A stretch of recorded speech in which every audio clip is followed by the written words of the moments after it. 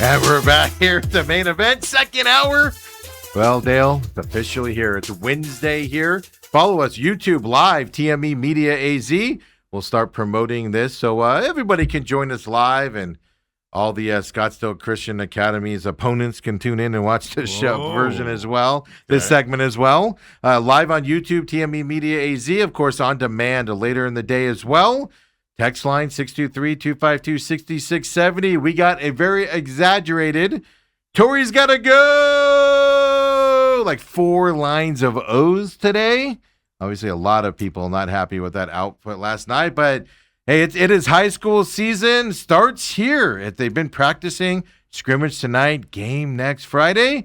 Let's start it, our 4th year here, Dale, with a bird's eye view.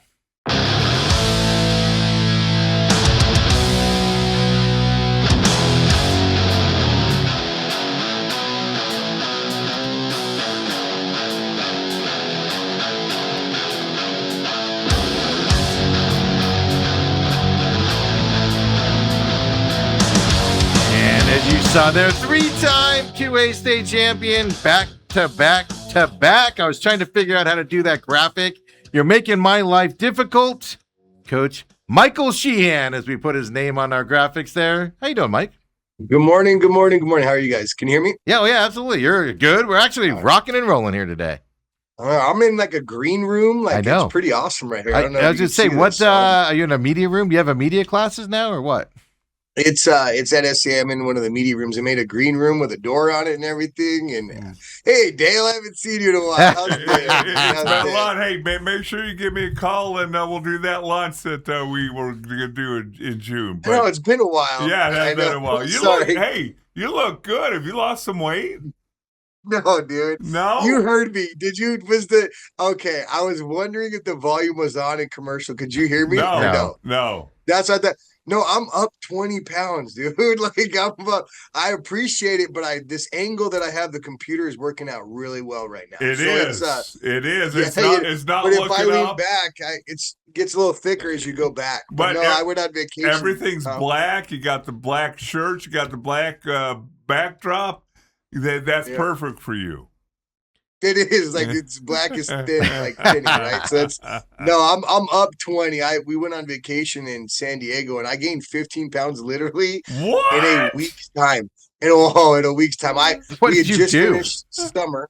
I ate and sat on the beach. I was a straight walrus. That's all I was, the whole time. So. Wow.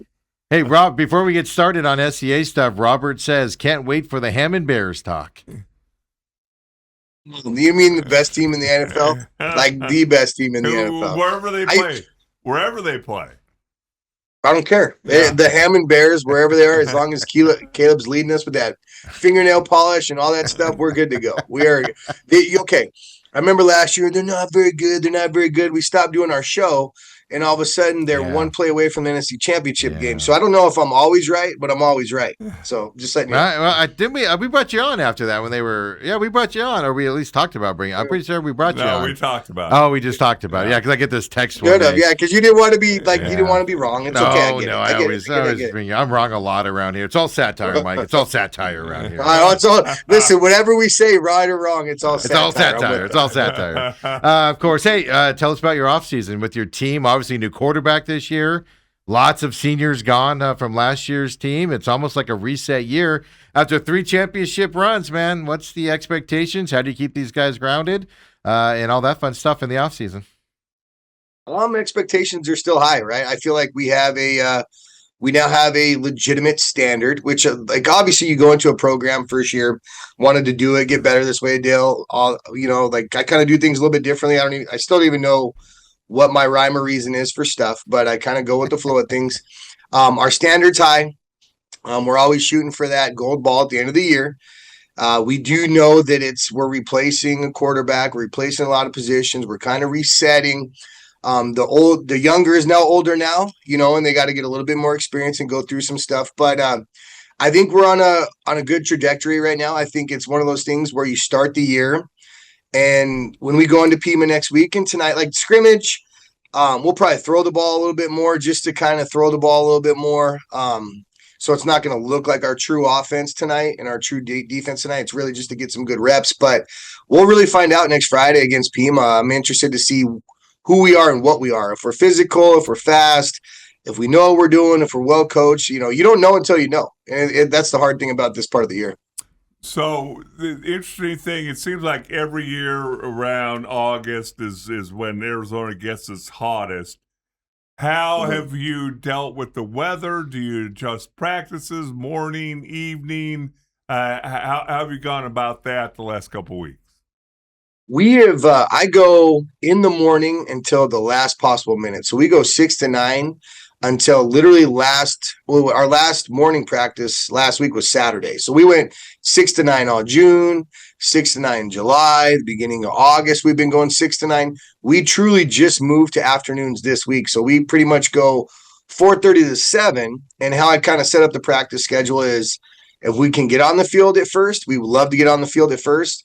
But if we got to go and chalk talk and weight room first and then get on the field after that, they've got these like goofy Dopplers now to figure out how hot it is, what the dew point is. And then you go like black, red, orange, yellow. There's like different versions to it. Monday we were in the black, so we didn't get out on the field till about 5:30.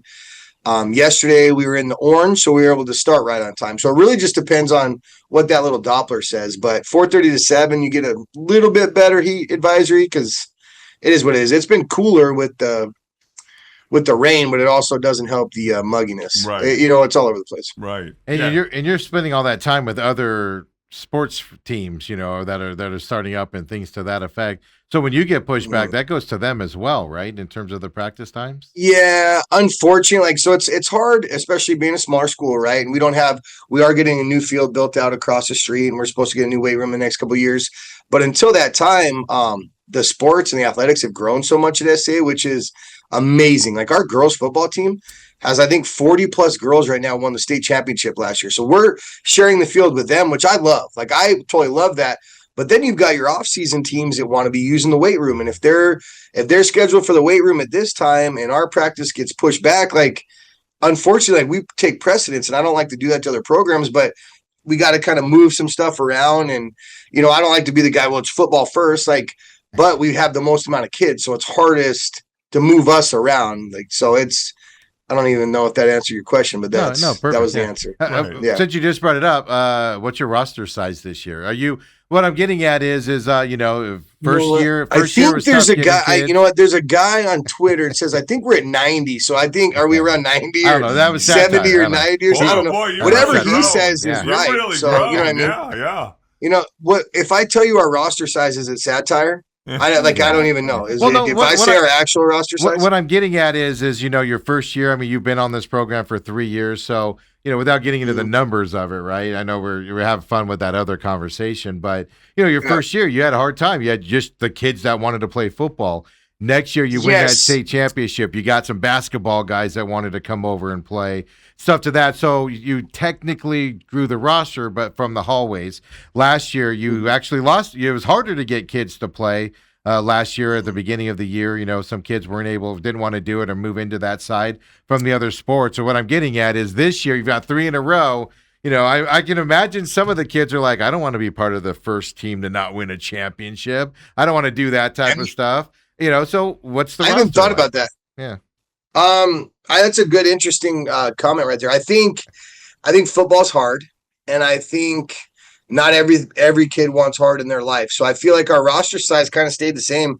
I think we're between, I'm trying to get it to 50. We're probably at like 46, 47 right now. School started today. The only reason I'm on campus is to make sure I'm walking around and be like, hey dude, like, would you want to play football? Or if there's new kids, like, that's why I'm here today. That's why I'm in the green room here. But, we're like high 40s, but honestly, I think you're right. I think I don't think it's necessarily they don't want to be the first team that loses. I think that's just me. There's a lot of kids but I agree. I think there's a lot of kids this age that run from hard work. And we've probably had 5 or 6 kids quit. Yeah. Because I don't think they realize like what it takes to be successful or what it takes to work hard. And it's not even about winning at the end of the day. It's honestly, we're trying to change some like attitudes and change some young men. And I think once they get into that, it's a little bit hard for some of those kids. they're not pushed that hard. Life's been pretty easy. There's electronics all over the place that make you lazy. And as soon as you take those things away and work hard, like some kid, it's not for some kids. It actually is for every kid, but it's easy to quit. It's easier to quit than push through some of that stuff too. So I think there's a lot of that. There's a little bit of epidemic in that. So I know that it's talk around the state and all that, your guys' success and all that.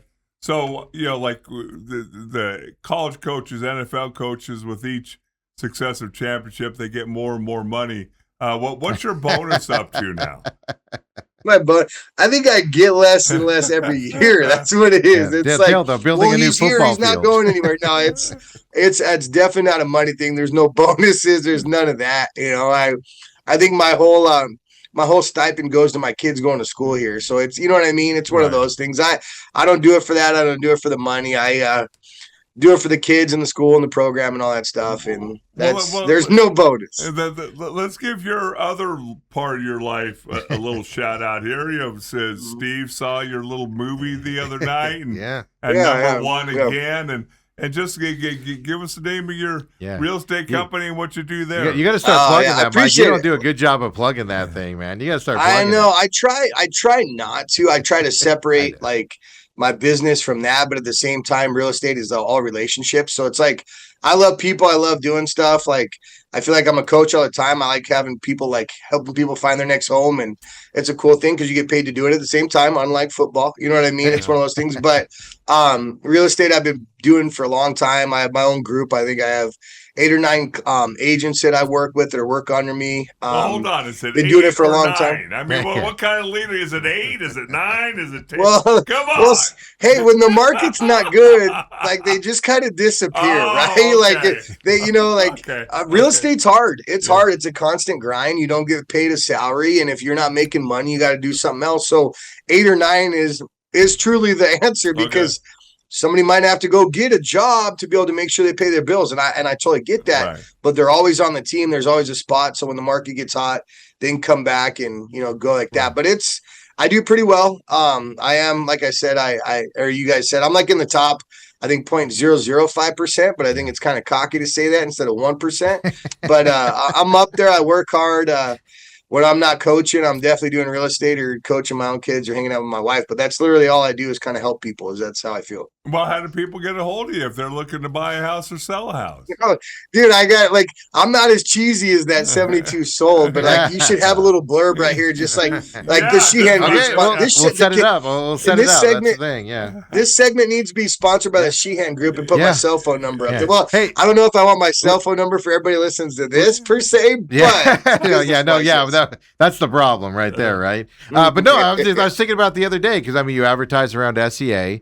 Of course, you support them and stuff like that. And then I was even thinking, like, man, we should be advertising this segment of the show on your new gorgeous scoreboard and all of that stuff. And I was like, it might be too late, but I was like, I got to hit Mike up on that. So that's a good idea. I actually like that. That's a good fan idea. Base there, the parents, the students. And it's on YouTube now, live on YouTube, and I love that. That's actually great. We'll do something with that. Keep that in mind, but it's all part of the advertising side of it because, like you said, it's. I've talked to a bunch of coaches in this off season, and a lot of them, you could tell the ones that aren't in it for the kids, they're in it for their own glory kind of and reliving into that. And there's a lot of them out there that are doing it for the love of it. And some of them are being kind of pushed out right now as well because they have to work the outside jobs and they can't do both and stuff to that effect. So I think it's important that we at least from our perspective, we support you guys as coaches as well with what we do here, which brings me to the next question. You start losing, nobody's going to care, right? And you start next week at Pima coming up here. Now, let me ask you this. It could happen. On the scrimmage tonight, is it just your team scrimmaging or are you having teams come up there? No, we're playing with some good teams. We've got LA Ironwood, who's going to be extremely good. They're a 3A team. They've got like 80 kids in their program. They're not even bringing like freshmen and sophomores. They're a built-up program. And then we have Gilbert Christian as well. So it's 2 3A teams that we are scrimmaging tonight. And this is kind of where I'm going to say, like, when you look at our sidelines compared to theirs, yes, we're successful, but we do good with what we have, right? So when you see, they'll probably have double the amount of numbers, but we'll compete like heck with them. That's why I like to schedule them. They're going to be great teams, and they're going to beat us up a little bit, but that's what we need right now. So now another thing that just happened, it seemed like a couple weeks ago that I read about the fact that there's been a few 2A schools that have have canceled their programs for this season. Mhm. One of Yeah. them was on your schedule. Yep. Well, what does that do to you guys and PowerPoints and how do you handle it? It's I'm kind of slowly handling it right now. And I don't wish this upon any program, but I'm hoping a couple other programs maybe have that problem. Maybe they only have a JV program because I would love. Listen, at the end of the day, state championships are cool, but it's all about the experience, and part of the experience is the regular season, and you only get so many games, right? So I don't want these young men to lose a game because of another program. So now we kind of got to scramble. There's like one or two schools that we've identified that could maybe play that week, but I don't know if they'll want to play us, if they it's a drive, we'll go to them. But the thing is, the hardest part about this week, this is hard for us. So high school goes to retreat, and we go up to Flagstaff for a full week. It's like Monday through Friday, or Tuesday through Friday, and that we go to retreat, and it's up at Lost Canyon, and we're there the whole week. We don't practice football, we don't do anything. Then we had a game, so Glendale Prep was supposed to be that Friday night. We would leave from Lost Canyon, drive down, get here, and go play a football game with 0 practices. Now, the kids get sick because they're staying up late and they're in bunk beds and all that stuff. So I have this little internal conflict right now of like, okay, do we play a game that weekend? Do we take that as a bye week? Do I take a game away from the kids? And at the same time, I know stats matter to kids too. So you lose a game, you lose stats. And we've been pretty successful the last couple of years. So even in the conference meeting last year, I felt like people are a little bit tired of us, whether we have the better players or not. So we have to back some stuff with stats now. So it's almost like if you didn't vote for us, it's not a feeling. You're literally voting against something. So it's like there's so many different factors weighing into this right now. I don't know. There you go. You're turning into the SEC, right? Where you don't want to, if you take the bye week that week, all your competitors are going to say, well, they're trying to take the easy way out with the bye week instead of scheduling somebody. That is an interesting thing to think. How did you do last year? Because last year was the first year that happened with the no bye weeks. How did you do last year? I don't remember. You probably won it because you had a good successful. We did win, but it was like it started like we ended up winning that same game. It was like 56-14, but we were good, right? So it's just like it was a home game, which makes a difference. We moved it to a Saturday, which makes a difference. Yeah. So it does. You get a day of rest. You do all those things.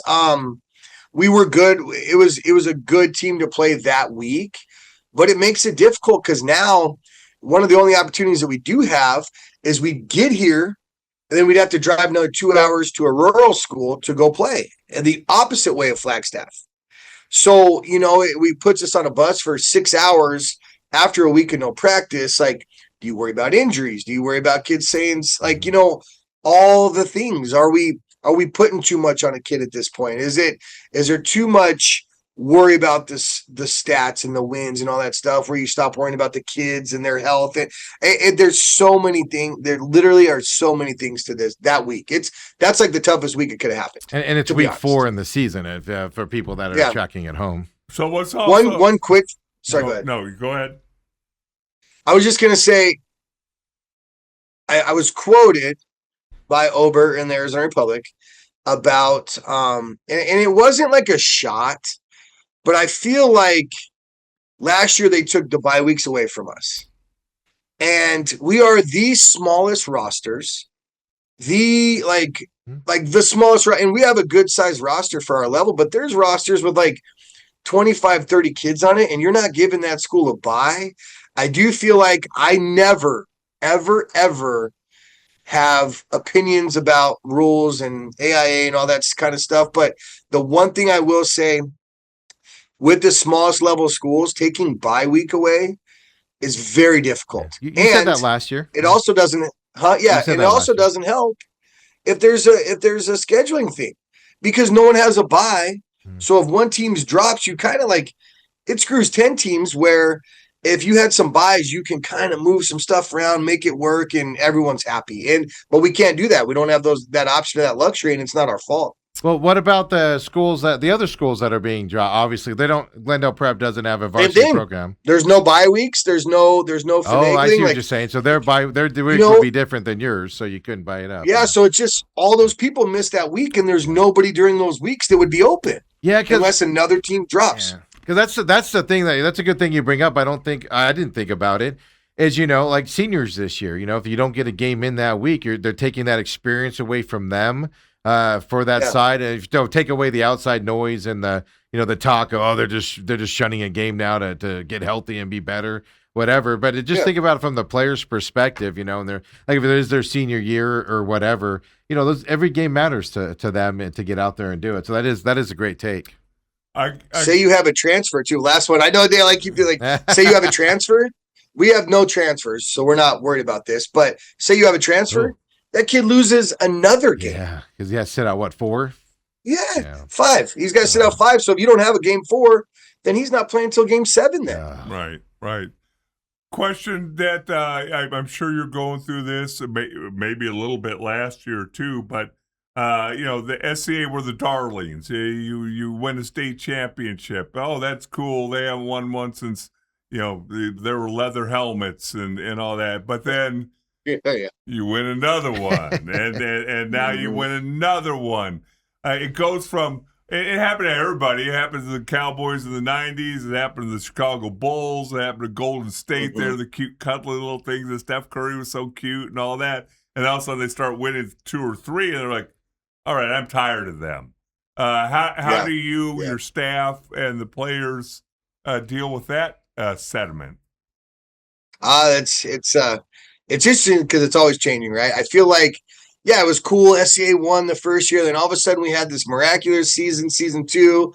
And like now, literally, and I get it because I didn't like the Patriots when they were winning, right? So like you get tired of the people. You get tired of the same thing. So, and I was also quoted for this, I feel like, I don't know if we were ever the darlings. Like maybe I wanted to feel that way.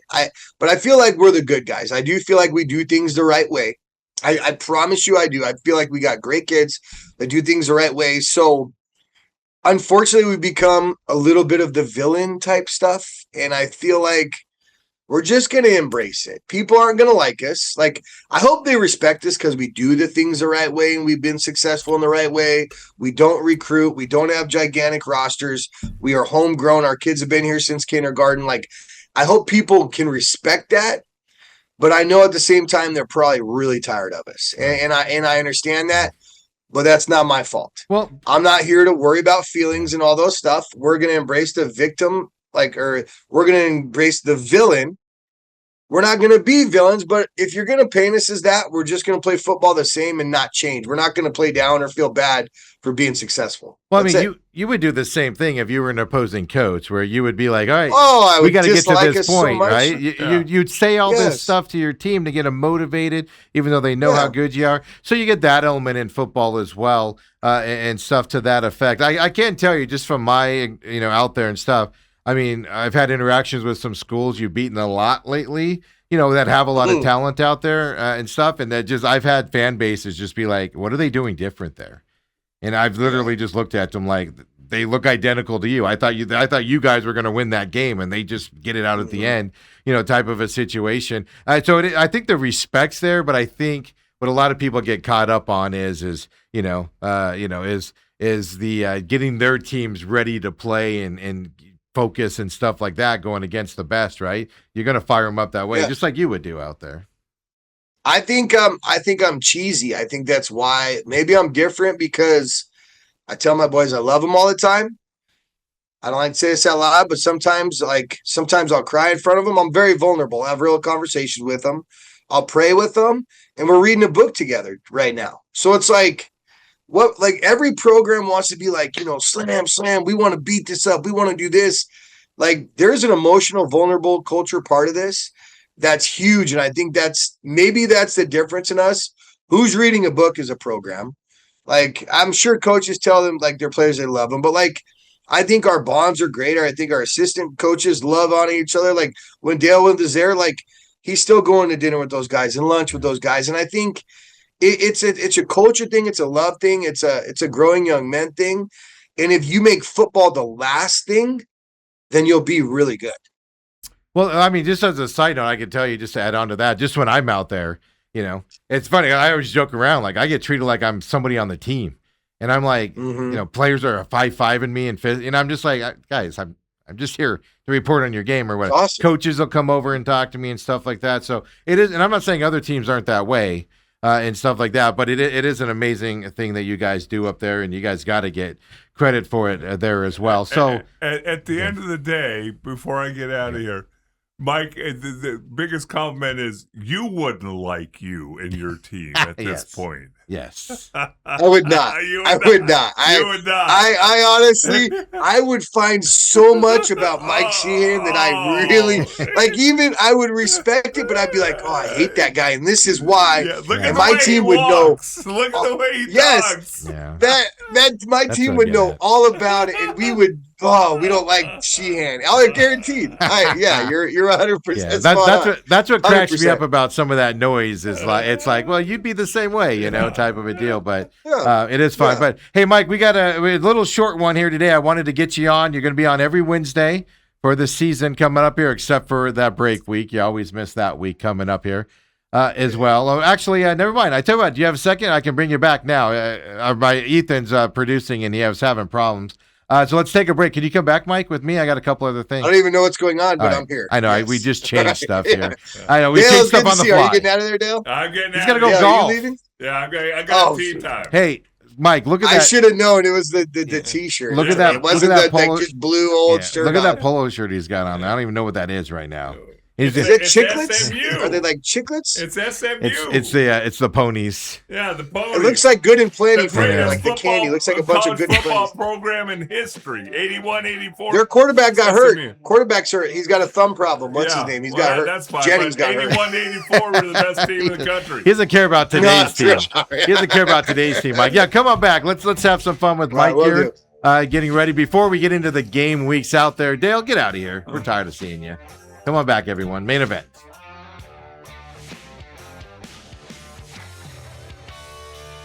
And we're back here. Main event. Testing out this new thing we got here. Dale takes off here. He's going to go play a round of golf. Getting out a little bit early for the heat sets in and the rain comes rolling in today. But Mike Sheehan's gracious enough to stay with us here for another segment. We literally are doing this on the fly, Mike. So let's make sure we can hear you. Fine. That's fine. Can you hear me? Yeah, where everything's Can you hear fine. me? Hearing everything. We All had to right. kind of rebuild the setup for you here, and we were working on it yesterday and this morning, and some unknowns going into it. But it was scrimmage tonight. Last year, obviously you want to get out of this healthy. Last year you had a young player that dislocated his knee, if I remember correctly. Like broke a femur. Is that what broke it was? A Yeah. femur. During this event So here, so you want to be healthy tonight, right? Yeah, I will say this. It's even the other coaches know I like to get competitive. So I think I'm going to tone myself down a little bit tonight and just like, okay, let's throw the ball around a little bit. They can't hit the quarterbacks. Let's get some good work. Let's get some pass protection. Let's get the ball out. If we complete stuff, great. Let's work on the little things and kind of get out of there healthy tonight is truly the goal. That sounds soft, but it's not, because every year we've had an injury. We had knee, broken femur. So we got to be careful. And I'm not saying last year's kid wasn't pivotal to the team, but a guy that you were counting on a lot a couple years ago went down with that knee injury. So I'm not saying it's less last year or anything to that effect, but you want to get out of this healthy. So look, just to set everybody up for this season, you start at Pima coming up here. Last year, Pima had a lot of graduations, and last year they had a down year for Pima standards. Obviously, those kids are a year older coming in. It'll be more competitive coming up. This is for your first game, and you go to Pima for your first game, right? What is that? 2.5 hour drive for you? Yeah, down 2 hours, 45 night? minutes. It's a haul. It's definitely a haul, and they're going to be. They were, they Pima'd last year at the beginning of the year. I think they were young. They were all that stuff. There was a lot of hype. It was a Thursday night. There was rain. There was like all of the things. They had driven three hours. Like their quarterback got hurt in their scrimmage, so I feel like the Pima we got at the beginning of last year was not the Pima at the end. They were in the Santan game in the playoffs, I was watching that the other day again. They were right there until the end. They threw a pick six, changed it. Like so they definitely got so much better throughout the year. And their quarterback's they have a 4-year starting quarterback now. Grimes, he's going to be there. They've got a backfield of Palmer, who's a senior. Another young man that's playing tailback. They got a big old line. I think they're going to be much improved this year. Let's say that. The question I got for you on this is because like you've this is the 4th year you've been coming on this show, but even before that, like you started with Santan, right? A top level 2A team. Every year you expect them to compete and play hard. You start with that team. Now Pima last year, Pima this year as well. So you always start against a team that's supposed to be in the running here for a championship or get to the championship game in 2A. Is that done on purpose by you guys? And then kind of lay off? I like that. I truly like that. It's kind of going back and forth. We beat Santan that first year I was here. Santan beat us up that first game. Well, that was at Santan, and then you went Santan. Yeah, so we won at Santan, and then they came to our place and they beat us. And then Pima, we won last year, and now we're going to Pima. So I like having a good team in the beginning of the year. Like, let's see where we're at. Right, we don't get to play these guys in region, so let's play them now. It's usually like a good playoff matchup, right? So it's I like doing that, and I truly think like doing that early and seeing what you got early is only going to help you for the long haul because our region will actually be much improved this year. I will say that our region will be much improved. The coaches are awesome, like it's really getting better. So I feel like that's going to be more of a challenge. But in years past, like we had Coronado and stuff like that, and there was a couple games where like. There was. I'm not trying to be. No, you outmanned them. I mean, the basic line is you outmanned them. They didn't have. Yeah. So with lack of better words, yeah. So I think it's. I think I always like to have a challenge and build those open games a little bit tougher than most people. I don't want to go in soft. I want my guys getting better fast, and just continuing throughout the season. Yeah, you got Borgade. You got Tonopah Valley, who was down last year after being really good the year before. They'll be good though. They got a lot of kids. There's a 900 kid school. Yeah, well, that's what I mean. Yeah, and they're coming to you. That's an early game. I expect them to be improved this year. Then Borgade Catholic. I mean, they were good last year, playoff team. Yeah, and you guys got them coming up in week 3. The week 4 is the scheduling mishap there with Glendale Prep canceling their varsity season here as well. Then you got the regional action. So yeah, this isn't. On paper, this is some tough schools you're playing at the beginning of the year, and a lot of teams will want to play the soft schedule first, and then kind of go into that side, and you do the opposite. And in the years past, right? Your second, I think it was your second year, second championship, right? You did not have a good regular season record. You were losing those games early, 6-4. Yeah, and then you guys turned it on. Yeah. Well, we start 1-3. I think it was 1-3. I think we started 1-3, and it's our same situation as what you have this year. Is what I'm getting at, right? New quarterback, you had to break in. I remember that first game. Loved your quarterback the last 2 years to death. But that first 3 or 4 games in that season, it was a little rough. It was rough watching Sean that first game against Santan. Because, listen, Santan is extremely well coached. They're a good football team. Like, they're probably favorites this year, to be honest. So it's like we got them this year. They were favorites that year, and we had a miraculous season, like whatever you want to call that. Like, but they were favored, and then kind of we were favored last year. I think they're probably going back to favorite this year. So there's good programs in this. And, yeah, that first year with that first game with Sean, it was definitely a learning curve, and it takes a while. But by the halfway through that season, Jean was throwing beautiful balls down the field, and I didn't want to name him because I don't want him to hear me saying how bad he was. No, he knows. Like he left for college on Monday, and he's going to compete for a job at Chapman University. So it's like he's grown so much from that first game. That was his first ever start, and Carson Reed, and he was a lineman before you guys converted him over to the quarterback position. So you have that same situation going to this year, right? New quarterback. Yes, you're getting Dickerson back and a few other players that were great, really good players last year for you guys. You're getting those guys back, but lineman, your center graduated last year. I think your center right Sam's guard. Back. No. Thank bejesus. Sam Watkins is back. Oh, he is back. Oh, okay. Oh, yeah. He's just been around forever. He's been starting for us since his sophomore year. He was. I'm not going to lie to you. All-state. I'm not going to lie. Is he a doctor by now? Is the question. No. Yeah, he's just I been assumed starting he was just so a graduate. long. Yeah, okay. Yeah. I'm No, not it's a up on good. your roster. I love having him back. He's the Yeah. anchor. He's definitely, and he's got a younger brother, Ben, who's a sophomore, who's going to play some tailback for us. He's him and Elrod are going to be like a thunder and lightning. We keep calling it like how the Lions were with Jamar Gibbs and Montgomery. That's what I feel like they're going to be. Yeah. So tell me, I mean, same coaching staff, Ty's back as well. Your defensive Yep. coordinators are back. I mean, your coaching staff shrunk last year because it's obviously a big commitment and guys, have to make money to support their families and stuff like Yes. that. Coaching staff, any major changes, anything coming in for this year? No, we added a coach, Coach Aaron Weiss, who coached at Brophy and Saguaro during the big years. He's Kenny Dillingham's actual brother-in-law, so he brings a lot to the table. It's he's a great quarterback, so we're getting him to work with Carson, so the development comes a little bit quicker. So Well, you have to explain who Carson is. Tell everybody. Yeah, Carson Reed is our new starting quarterback. Yeah. So he would have started on defense for us last year because Sean was playing quarterback. He would have been our backup.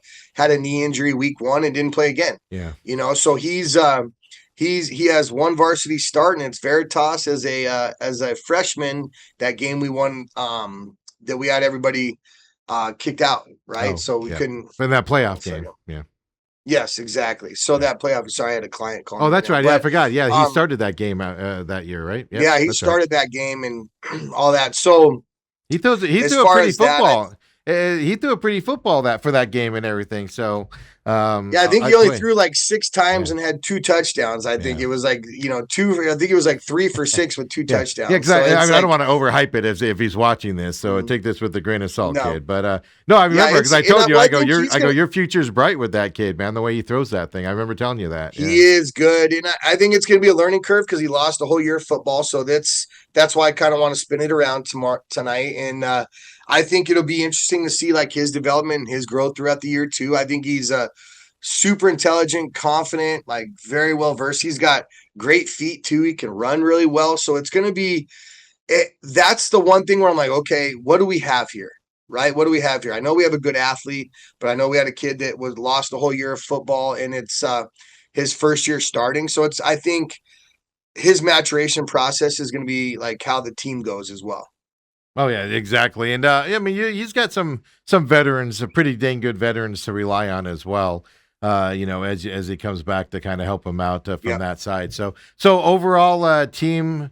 I know it's early in the season. Everybody thinks they're winning everything. I know you actually take a different outlook on this. You're more like me with more of a realistic side here as well. But I mean, just looking at going into this season, a lot of unknowns. Tell me about what you're anticipating, what you're looking forward to, and for the whole season. I'm interested to see what this team becomes. Am I cutting out? No, you're good. Cutting out, or is it clear? Okay. I'm interested to see what this team can do. I feel like there's a senior class that now has 3 state championships to their belt, right? Mm-hmm. Now they're the guys, they're the standard, they're the guys that are at the top now. Are they able to lead this team and continue to grow and not be complacent and be hungry and humble? I'm interested to see this junior class, who's like a very, very gifted class. I'm interested to see them step in the roles of no longer just support, but they've got to be some of the dudes that, do the dirty work and do all this stuff. They're not sophomores anymore. They're now upperclassmen. And I'm interested to see like how they can grow through that and how fast they can grow. I'm excited for our sophomore class because there's a couple kids in there that are going to start, like even over some juniors and seniors. Really? So there's a couple super talented sophomores.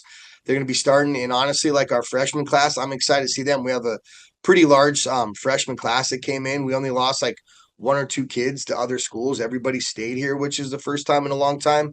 And I think I'm excited to see them. There might be 1 or 2 that do actually, play some legitimate minutes on Friday nights too. So I'm interested to see. Like last week in the middle of the week, we were in the dog days, and I just felt like we were dragging, and we're in pads, and it's hot, and it's just like we've been doing this for a long time, and I felt like, man, we're not going to be very good. That's as a coach, that's how you feel. But I think as we've gone, the kids have started to really enjoy being out there again, grow each other, start to lead, and I think we can have a great season. it just depends on what our maturation process is and how quick and how late, and if we can continue to grow and like love each other and grow through that.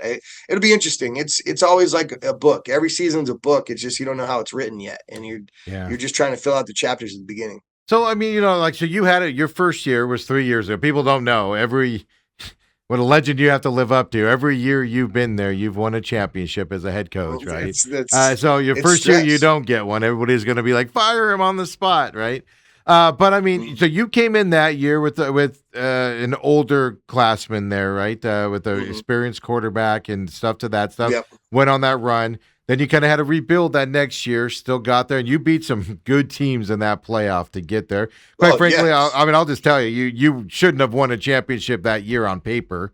You guys were able to get it done with Santan Charter and their D1 studs that they had and stuff. Well, Tonopah, Santan Charter, Pima, man, that was like Santan was stacked. Tonopah had the kid that's playing at Hawaii. There's kids that are playing D1 football from that year too, now. Yeah, exactly. Then they're playing. They're not just sitting on the bench. They're actually playing. Exactly. And so you went through that rebuild there, and then last year, the third time you had more of a senior class there, and now rebuild again. My question is, a lot of times you see with coaching staffs, not just the head coach, but offensive, defensive coordinators. A lot of times that rebuild becomes more of a struggle because I'm not going to say last year was easy, but it's easier when you have seniors and guys that have been with the program for 2-3 years. What's the excitement level for you guys as coaching staff with you and Ty and everybody on that coaching staff to kind of have a blank slate again and have to work it? And you're going to coach harder this year probably than you did last year if you just to get this team up and adjustments and stuff to that effect. So what's that? How do you keep that fire going as a coach?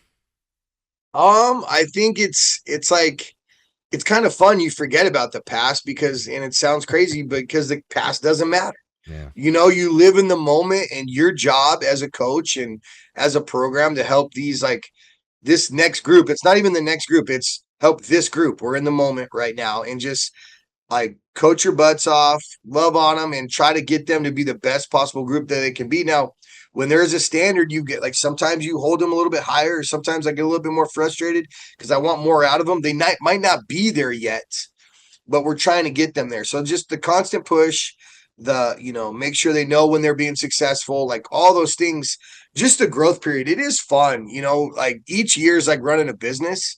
And you've got to figure out what do we need to do different here? Why is this not working? And if you're a coach that always puts something on a piece of paper and you're just going to follow that, and we're only going down one alley, then you're not going to be successful. You've got to be ready for everything, and we're just going to deal with it as it comes. And the thing that I noted, for 2A specifically, as I've gotten down from the 6As and 5As.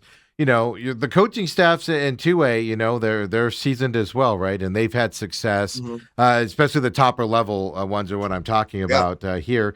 And it's legitimate. I mean, people knock 2A a lot and say, "Oh, SCA wins too easy." There's 4 or 5 teams here that are equal to you, and then it's just a heavyweight battle to see who can win it. And I think that gets lost a lot with the competition, especially with you guys winning. ALA, these last several years, I don't know how they'll be this year, but last several years, that's a hard team to play. Santan Charter. Yeah, it's like they smoked us last year. Yeah. They smoked us last year. Late in the season. It's there's some great coaches. You got Santan, Pima, ALA, Veritas. Like even now Cortez has got coach. Like there are so many. They got a guy in there that's going to do some stuff. Yes, man, it's like if anybody has any negativity about that, they're crazy because it's like there's so much good football in the entire state and the influx and people that have moved here. Everything's a trickle down. So every program is much better. There's more people live here. There's better coaches. Everybody wants to live out here. Arizona's probably in the top 10 for football in the country, I think, if you want to rank it by states, maybe higher than 10. So you're going to have a trickle down, great coaches, great players at every level now.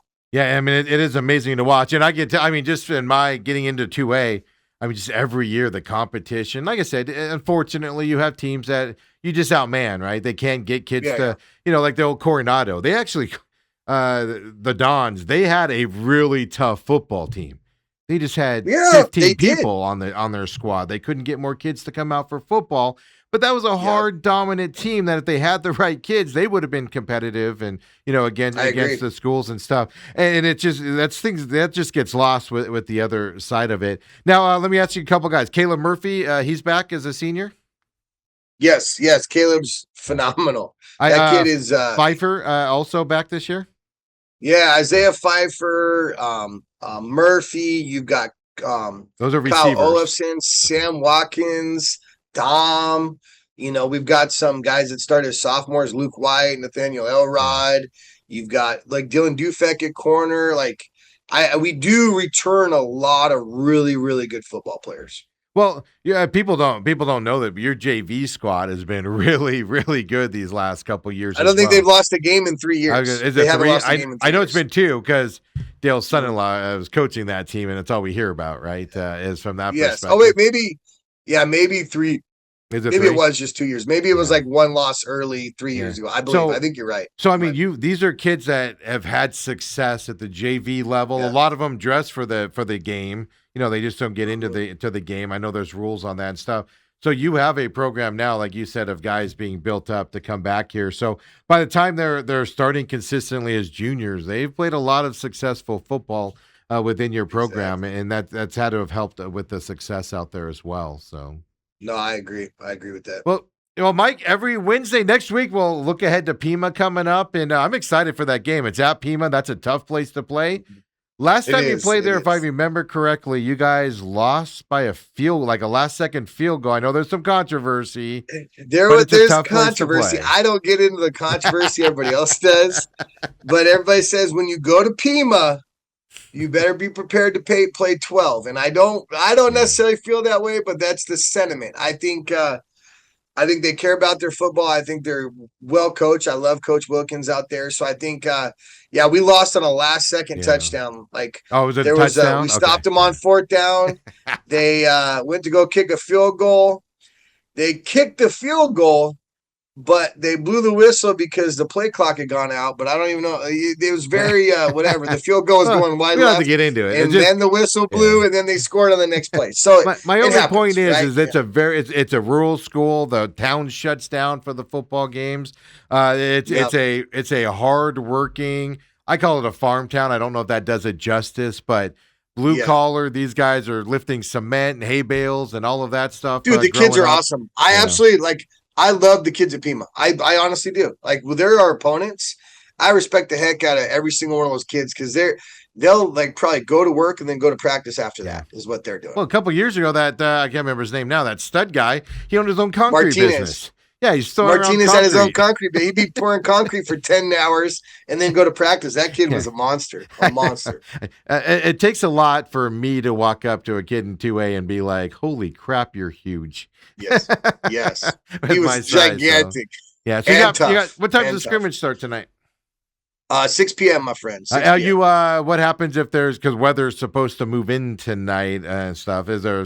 We don't move it back. You just kind of, if it cancels, it cancels. You kind of move on to practice. So it's the scrimmage. You don't usually reschedule. Yeah, I was just curious. I know it's good practice for you against another team coming up for next week. So season starts next Friday for you guys out there. So we'll have you on next Wednesday as well, of course, and preview that first game coming up. And looking forward to another season having you on, Coach.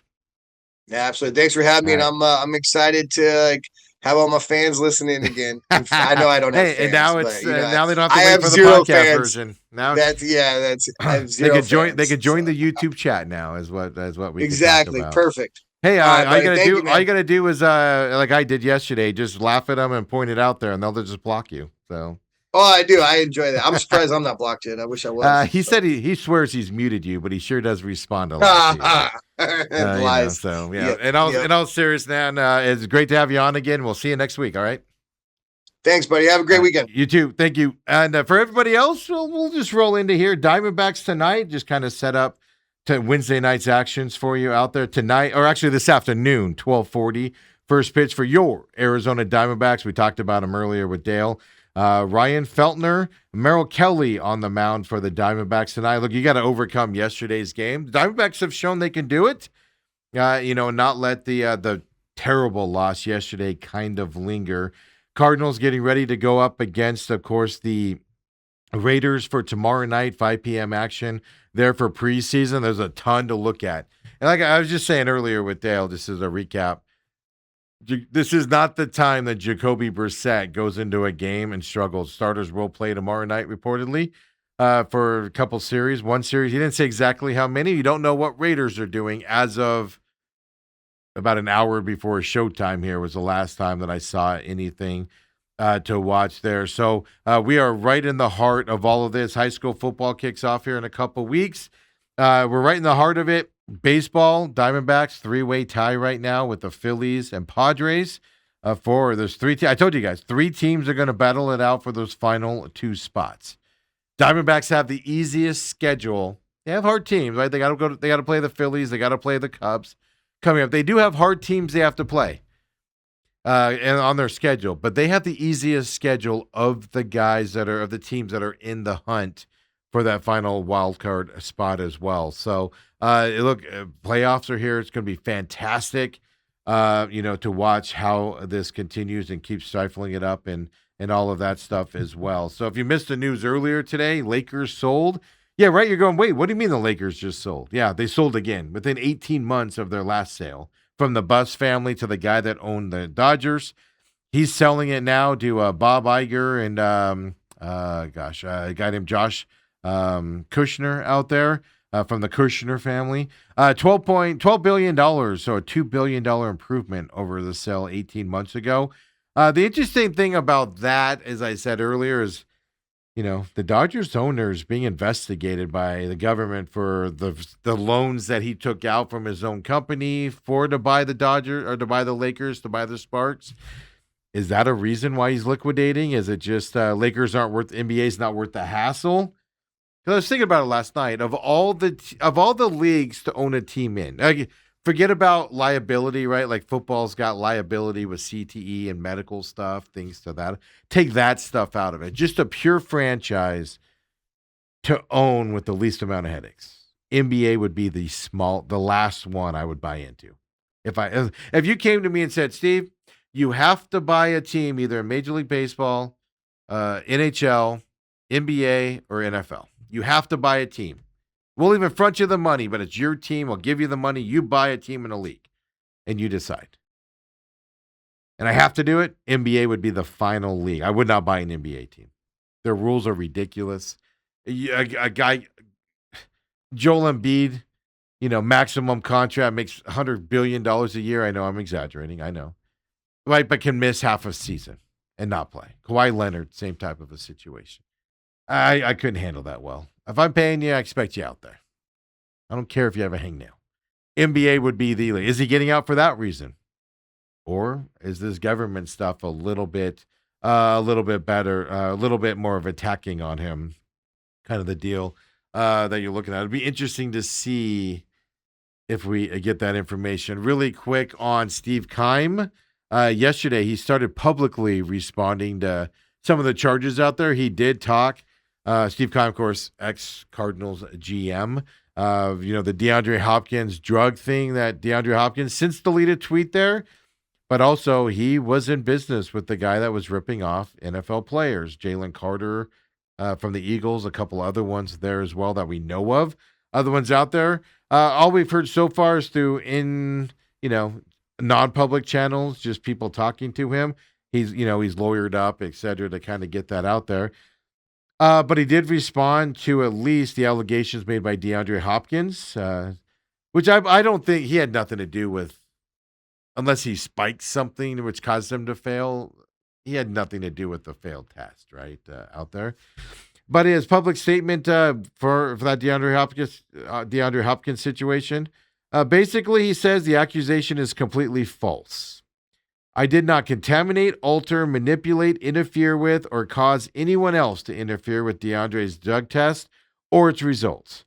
I did not set him up, in quotation marks, for a suspension. I had no involvement in causing the test result that led to his suspension. And then he goes on to say, accusing someone of deliberately interfering with an NFL drug test is an extraordinary, serious allegation. It attacks my integrity, my professional reputation, and the work I spent decades building in the National Football League. The fact that the statement was later deleted does not undo the damage caused by publishing it to a large public audience out there as well. So, then he goes on to say he hired a lawyer to aggressively, legal rights, reputation, all of that stuff out there. So at least he's acknowledged that situation. The other one, all we've heard is he's hired a lawyer. He was in business with the guy. And he had nothing to do with it, he claims, but he's hired a lawyer to protect him from that perspective. So just to the update there on Steve Keim as well, they're out there that they're looking at. So, look, it was a fun show. It's great to have, Mike Sheehan and Scottsdale Christian Academy Eagles. Their season's about to kick off. He does take a lot of heat. There's no doubt about it. His team, right? Going out there, and football's a competitive sport, man. People attack people, and it's all fun to watch it and things to that effect, and watch how teams handle it, and moving forward in another season of it, fourth season of it coming up here for them every Wednesday at 9:00. He'll be coming up, except for the fourth week when they go on retreat, of course. And yeah, Glendale Prep, their fourth game of the season. They've decided this year, because of numbers, they're not going to have a varsity season. So that they did lose somebody off of their schedule, and see, that is an interesting take. Would you feel? To me, I would move heaven and earth. I know it's a tough week with with the retreat happening and stuff. I would move heaven and earth to have a game that week. Me personally, like you said, he's factoring in players, because of the retreat situation he explained. To me, I would move heaven and earth. They're young kids. They'll have fun out there. You need a tournament there, especially with the young team that I know they're juniors and seniors. He's got them coming back, some talented ones, but breaking in a new quarterback, you need all the time you can get here to keep rolling from that side. So we'll have to see what happens with that coming up as well. For everybody else, appreciate you joining us here on this Wednesday. We will be back, of course, tomorrow. Uncle Lou comes in tomorrow as well. UFC 330 coming up. Ethan says Queen Creek football starts on the 27th. Can't wait to see what my old high school does with the new coach. That's right, new coach down there at Queen Creek. See if they can get in that conversation here and keep the talent. Quarterback situation, lineman situation. Lost some people there, seniors last year for Queen Creek as well. Robert, I was going to read this to Coach, and I apologize, I forgot. He says, love having Coach Mike on. # bring back the stash. I'm going to make a note on that for next week's show as we look ahead to them against Pima next week and get kind of just follow their season. Good, bad. They go one in whatever, or they win every game and win another championship. It's just fun to go around that line and give you the insight here of the Scottsdale Christian Academy program as well, folks. Hey, we'll see you tomorrow, everybody. 8 o'clock, 8 to 10, live here on YouTube. Come and join us, would you? See you then.